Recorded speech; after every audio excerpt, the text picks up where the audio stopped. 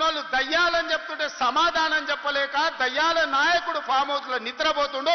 నేను అడుగుతున్నది బీఆర్ఎస్ కాదు, డిఆర్ఎస్ అంటే దయ్యాల రాజ్య సమితి. అది ఇయాల అది భారత రాష్ట్ర సమితి కాదు, అది దయ్యాల రాజ్య సమితి. అందుకే ఇవాళ ఈ వేదిక మీద నుంచి తెలంగాణ ప్రజలకు నేను మాట ఇస్తున్నా, అవి దయ్యాలు కాదు, కొరివి దయ్యాలను వాళ్ళని పొలిమేర్లు దాటే వరకు తరిమి కొట్టే బాధ్యత 4 కోట్ల తెలంగాణ ప్రజల తరఫున మీ సోదరుడిగా నేను ఆ బాధ్యత తీసుకుంటా. ఖచ్చితంగా ఈ కొరివి దయ్యాలను పొలిమేర్లు దాటే వరకు తరిమి కొట్టాలి. దాంట్లో మీ సహకారం ఉండాలి. నల్గొండ బిడ్డలు ముందు బాగానే నిలబడాలి అని చెప్పి నేను మా మిత్రులకు విజ్ఞప్తి చేస్తున్నా. ఇవాళ మిత్రులారా, నేను ప్రభుత్వ ఉద్యోగుల గురించి చర్చించినాం. ప్రభుత్వ ఉద్యోగుల సమస్యల్ని పరిష్కరించాలనే ప్రయత్నం చేసినాం. వాళ్ళ డిఏల సంగతి, వాళ్ళ సమస్యల సంగతి మా బట్టి విక్రమార్క గారు, మా నాయకులు శ్రీధర్ బాబు గారు అందరు చర్చించి ఒక కొలిక్కు పట్టుకొచ్చినాం. ఇవాళ మాట్లాడుతున్నాడు వాళ్ళ సమస్యలు మీరు పరిష్కరించలేదు. వాళ్ళందరేమో హర్షం వ్యక్తం చేసింది. ఈ ప్రభుత్వ ఉద్యోగులను కుటుంబ సభ్యులుగా భావించి మా సమస్యల పరిష్కారానికి ముందుకు వచ్చిండ్రు. మనస్ఫూర్తిగా ధన్యవాదాలు తెలియజేస్తున్నామని. సరే, ఆరోపణలు ప్రత్యారోపణలు పక్కన పెట్టండి. నేను ఇవాళ ఈ వేదిక మీద నుంచి 5 లక్షల తెలంగాణ ప్రభుత్వ ఉద్యోగులను అడుగుతున్నా, వాళ్ళ సతీమణులను నేను అడుగుతున్నా. మీ సోదరుడుగా అక్క, అవ్వ, అమ్మ 10 ఏళ్ల చంద్రశేఖరరావు ముఖ్యమంత్రిగా ఉన్నప్పుడు ఏనాడైనా 1వ తారీఖు నాడు మీ ఆయన జీతాలు ఖాతాలో పడ్డాయా? నెల జీతం 1వ తారీఖు నాడు వస్తే వచ్చే ఎన్నికల్లో నాకు ఓటెయ్యకండి. నేను తెలంగాణ రాష్ట్ర ప్రభుత్వానికి ముఖ్యమంత్రిగా బాధ్యత చేపట్టినాక ఈ 5 లక్షల ప్రభుత్వ ఉద్యోగస్తులకు 1వ తారీఖు నాడే మొత్తం జీతం మీ ఖాతాలో వేస్తే మీరు అండగా నిలబడండి. ప్రజా ప్రభుత్వాన్ని ఆశీర్వదించండి. నెల ప్రభుత్వ ఉద్యోగులకు జీతాలు ఇవ్వలేనోడు, దివాలా తీసిన దద్దమ్మలాక ఇన్స్టాల్మెంట్ల జీతాలు చెల్లించినోడు ఇవాళ వచ్చి నన్ను ప్రశ్నిస్తాడా?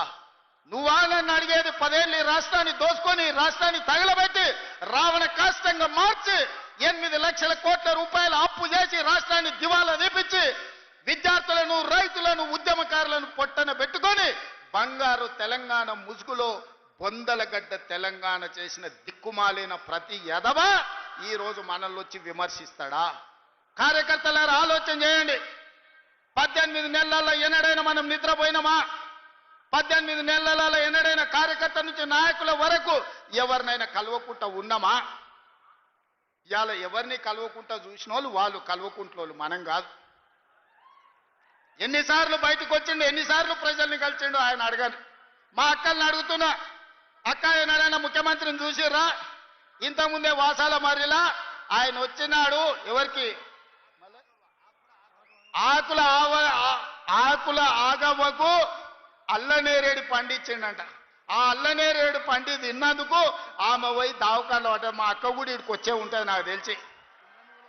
ఇవాళ వాసాల మరిలో ఇళ్ళని కూడా కొట్టి శ్మశానం చేసి కూర్చున్నాడు. దాని ఆదర్శ గ్రామంగా తీర్చిదిద్దుతా అన్నాడు. మరి ఆ వాసాల మరి పరిస్థితి ఏముందో నాకైతే తెలియదు. కానీ మా చామలకీరను, మా బీర్ల ఐలేను పోయి చూసిరమ్మంటున్నా. వాళ్ళకి ఆయన అన్యాయం చేసిపోతే న్యాయం చేసే బాధ్యత మన మీద ఉన్నది. వాళ్ళ ఉన్న ఇల్లు వీకి పందిరేసి, పందిరి కూడా కాదు, ఇల్లు వీకి మొత్తం ఎక్కడిదక్కడ చేసిపోయింది. వెనకటికి అందుకే పెద్దోళ్ళు చెప్పారు, పనిమంతుడు పందిరేస్తానంట కుక్కతోక తలిగి కూలిపోయిందంట.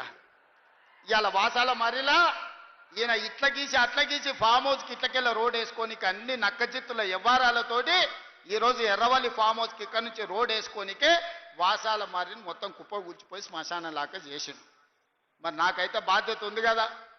ఆయన అల్లకల్లోలం చేసినా, ఆగమాగం చేసినా అన్నిటిని సరిదిద్దాలన్న ఆలోచనతోటి ఇవాళ రైతులను కావచ్చు, ఆడబిడ్డ మహిళల్ని కావచ్చు, విద్యార్థులను కావచ్చు, నిరుద్యోగ యువకులను కావచ్చు, ఉద్యమకారులను కావచ్చు, దళితులను కావచ్చు, గిరిజనులను కావచ్చు, ఆదివాసులను కావచ్చు, మైనారిటీలను కావచ్చు, వీళ్ళందరి కష్ట సుఖాలు తెలుసుకొని విధి విధానాలు తయారు చేసి ఇవాళ వాళ్ళందరినీ అభివృద్ధి పాఠం వైపు నడిపించాలని నేను ప్రయత్నం చేస్తున్నా.